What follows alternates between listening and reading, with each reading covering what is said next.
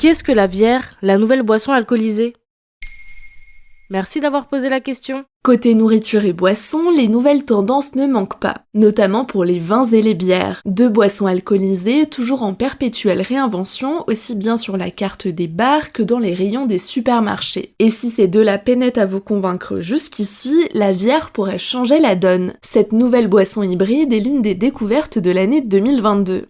La bière ? C'est donc un mélange de bière et de vin ?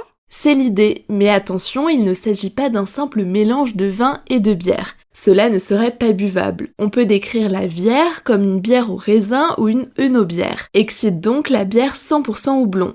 Pour l'instant, Gallia, la brasserie située à Pantin, à côté de Paris, connue pour ses bières variées depuis sa réouverture en 2010, est la seule en France à commercialiser cette boisson.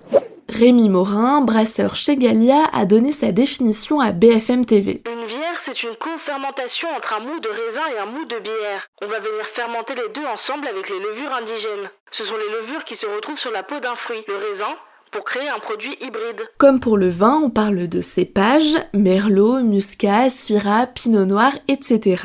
Leur assemblage est original et inédit. Concrètement, comment se passe la fabrication ? Le mou de bière est placé dans une cuve après que le malt ait été concassé. Le malt passe par l'étape de la fermentation lactique. Le raisin se trouve quant à lui dans une autre cuve. Voici l'explication détaillée de Rémi Morin, toujours auprès de BFM TV. Il y a de la levure sur les raisins, mais il y a aussi des bactéries et un peu de levure aussi sur le grain.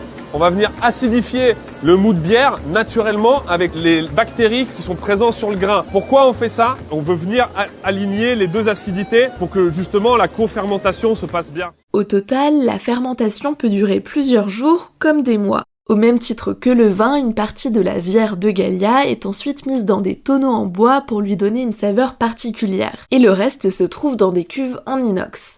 Visuellement et en bouche, on peut s'attendre à quoi ? Finalement, on trouve des bières rouges, blanches, rosées, orangées, avec des taux d'alcool entre 7 degrés et 11 degrés.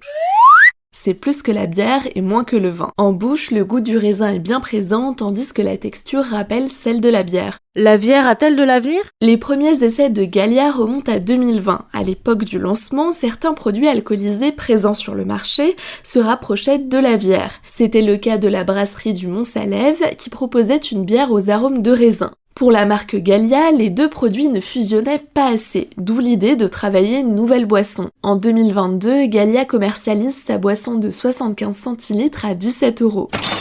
12 bières différentes sont en vente pour le moment. La bière est un produit français qui pourrait séduire l'international puisque Gallia exporte déjà aux États-Unis. Attention, l'abus d'alcool est dangereux pour la santé. Il est nécessaire de le consommer avec modération. Voilà ce qu'est la bière. Maintenant, vous savez, un épisode écrit et réalisé par Pauline Weiss. Ce podcast est disponible sur toutes les plateformes audio. Et si cet épisode vous a plu, n'hésitez pas à laisser des commentaires ou des étoiles sur vos applis de podcast préférés.